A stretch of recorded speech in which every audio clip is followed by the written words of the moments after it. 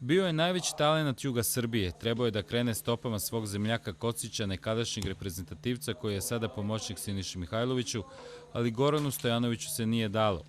Povreda od pre godinu dana kada mu je mašina uhvatila ruku sprečila ga je da dođe do reprezentacije, ali ga nije sprečila da i dalje brani.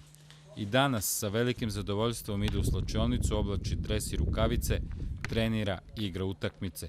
Za neke nezamislivo, za njega sasvim normalno. Borim se kao lav.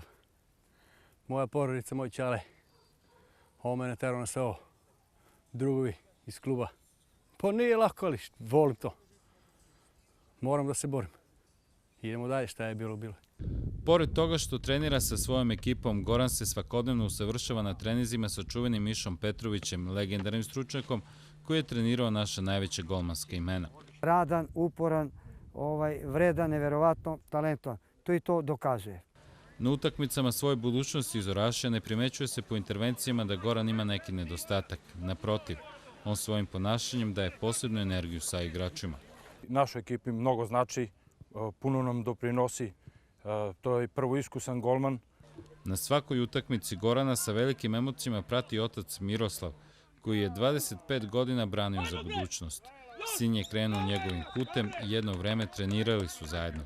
Sada svaki njegov potez na utakmici prati sa velikom strepnjom. Dok se nije povredio, osjećao sam se super, prvoligaški. Sad od ko se povredio, malo mi je teže i šta da radim, moram da prihvatim to kako je. Goran Stojanović ima 27 godina, ne predaje se, ne odustaje, zna šta hoće, šta želi i koliko može. Jednostavno, on je primer pravog sportiste kojim se ponosi njegova porodica, njegov klub i njegovo selo.